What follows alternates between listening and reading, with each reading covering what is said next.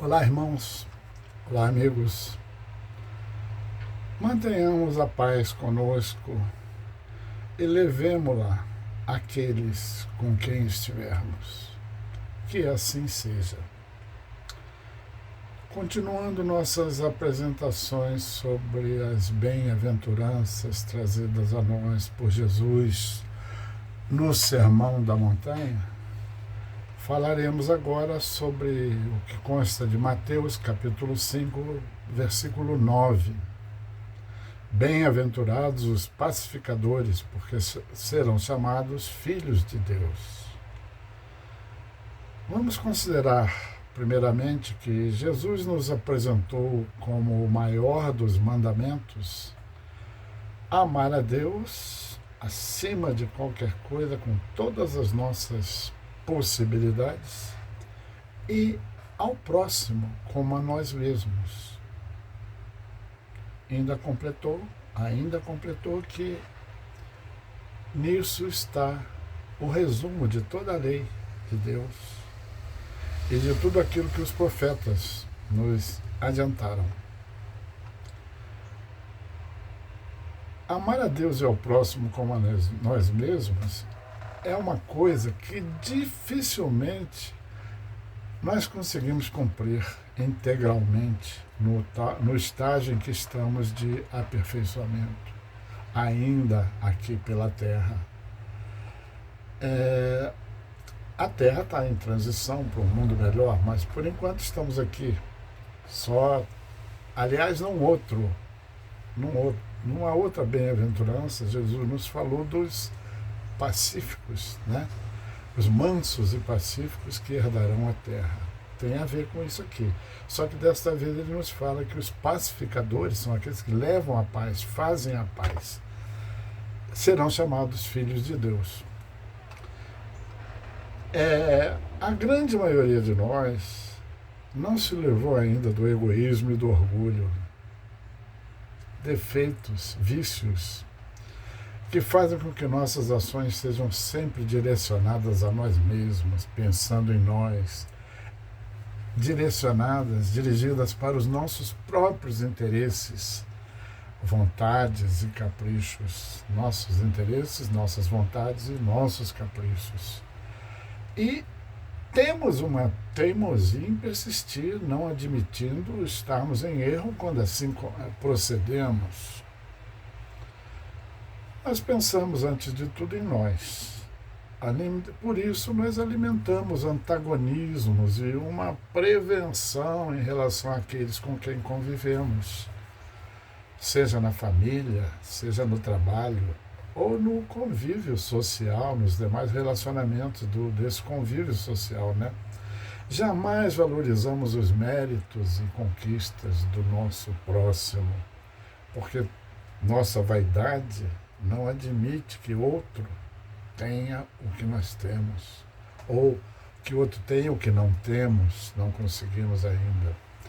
De modo geral, nós imaginamos que, como nós fazemos, o outro nos deprecia, não admite que nós nos comportemos e nos posicionemos acima dele, mas nós é que pensamos assim. Assim pensando, então, sentimos-nos prejudicados, nos irritamos, maldizemos e afastamos de nós a sempre desejada paz interior.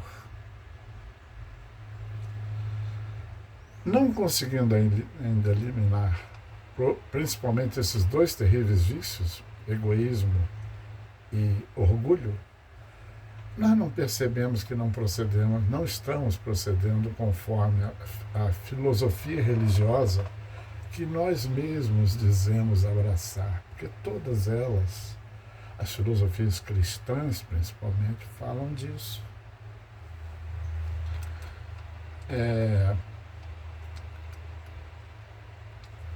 Nós nos comportamos, então, em relação ao próximo, sem um equilíbrio e sem a maturidade necessários para que o compreendamos e lhe perdoemos as fraquezas, que lhe queiramos bem,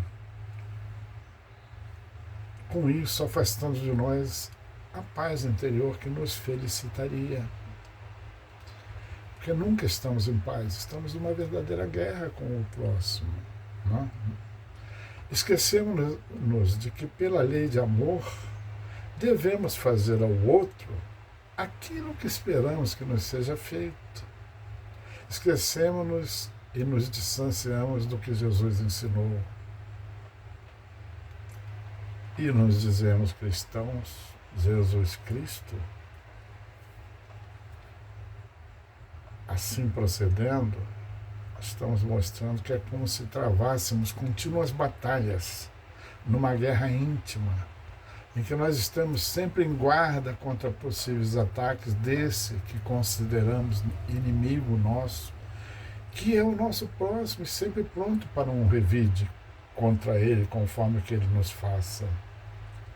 Essa guerra travada intimamente tem como consequência para cada um de nós uma terrível e dolorosa falha moral que retarda o nosso progresso e o nosso aperfeiçoamento espiritual, nosso avanço em direção ao Pai, Criador de tudo. Há uma outra guerra aqui entre nós. Aliás, a Terra está em guerra desde que a gente tem conhecimento aí pela história, né?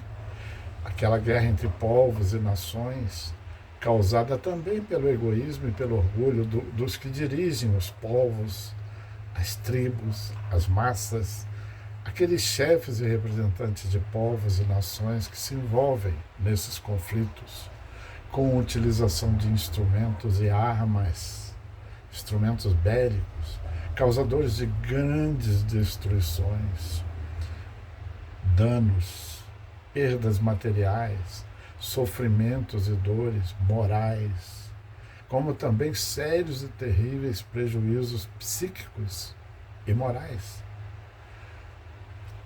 pela desencarnação em grande número, mortes, né, como se diz, de irmãos nossos, filhos de Deus como nós, criaturas de Deus como nós.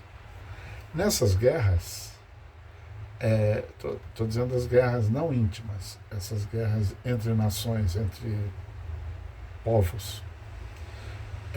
De vez em quando, depois de decorrido algum tempo da duração delas, chega-se a armistícios e acordos de paz que homens realizam, homens que buscam e desejam a paz, negociam, né, e conseguem. Não é esta, entretanto, a paz a que Jesus se refere ao dizer que serão bem-aventurados os pacificadores. Porque essa é a paz do mundo, de que ele fala em João, capítulo 14, versículo 27. Deixo-vos a minha paz, a minha paz vos dou, não vou-la dou como o mundo a dá. Vou repetir. Em João, capítulo 14, versículo 27, Jesus nos diz: deixo-vos a minha paz vos dou, não vou-la dou como o mundo a dá, como a dá o mundo. O que ele quer dizer com isso? Essa paz que o mundo dá tem caráter efêmero, não dura e se destrói facilmente, porque permanecem os homens com seus instintos animalizados, belicosos, valorizando futilidades materiais e se descuidando da realidade espiritual, o que os leva a não se empenharem no aperfeiçoamento moral. Dizendo Jesus em Mateus, capítulo 10, versículo 34, não vim trazer paz, mas a espada, aparentemente contraditório à paz, né? A espada, símbolo de guerra, de lutas, batalhas. Ele se referiu de um modo simbólico, estava se referindo, né? Se referiu, ou se refere, à batalha que o homem tem que travar contra o próprio atraso, em verdadeira guerra íntima. Mais uma vez a guerra íntima, contra o mal. Sabendo que a letra mata, estas palavras de Jesus, como muitas outras, não podem ser interpretadas literalmente, pois em se atentando ao contexto de todo o seu ensinamento, cujo objetivo é a reforma íntima de cada um e de todos nós, mediante a conquista e a prática da caridade, ou seja, do amor ao próximo, claramente se descobre que nada de errado e de mal ele cometeu. Ele não falou, não se contradisse, porque é um ser tão aperfeiçoado que é o nosso guia e modelo. Nenhuma contradição, então, há nas palavras dele, porque a espada referida nesse versículo do Evangelho de Mateus é aquela que simbolicamente cada um de nós, estou me referindo agora ao Evangelho, à bem-aventurança, né? De ser pacificador.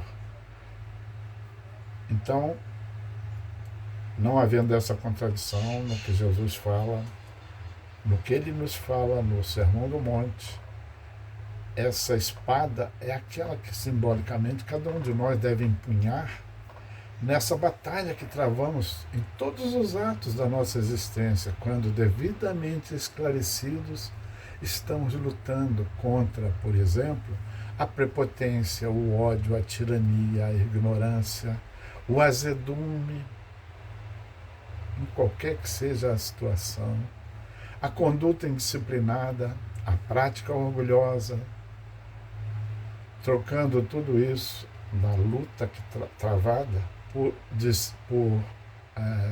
disciplina e humildade, simplicidade e humildade, que é o que está no cerne de toda a mensagem de Jesus. O ódio e a persistência no erro, substituídos pela prática do amor e da renúncia, para substituir erro, escárnio e calúnia por perdão, retribuição da maldição, de maldições por bênçãos, de trevas por luz, de mal, do mal pelo bem. A manutenção da paz mentirosa, da ociosidade e da satisfação do próprio interesse pela paz verdadeira, essa luta, conseguida com pensar primeiro no outro, em detrimento do nosso interesse pessoal, interesse material principalmente. Aproveitamos-nos de palavras do Espírito Emmanuel na página 26 da revista Reformador de fevereiro de 1960, nesse apanhado que fizemos.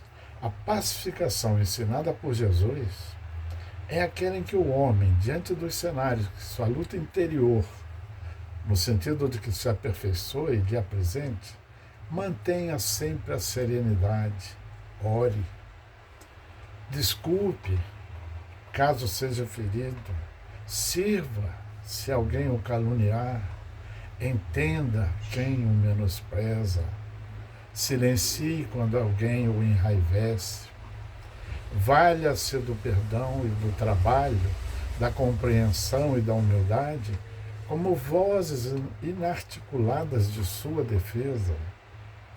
Não golpeie nem fira em resposta.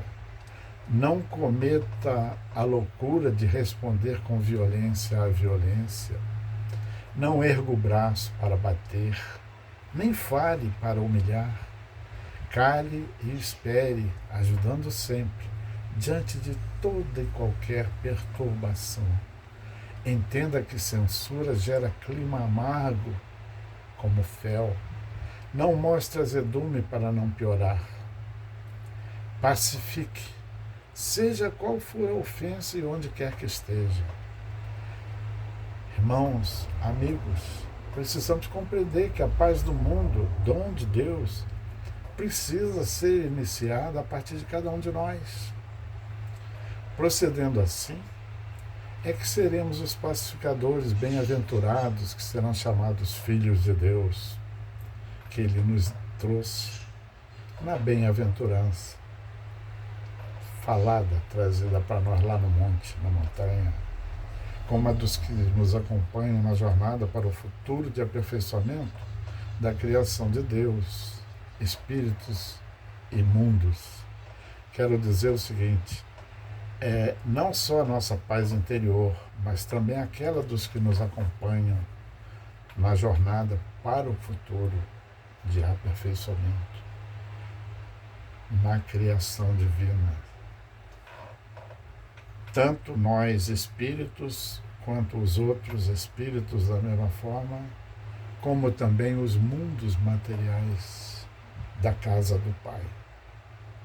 Irmãos, amigos, permaneçamos em paz, sempre. Sejamos pacificadores. Que assim seja.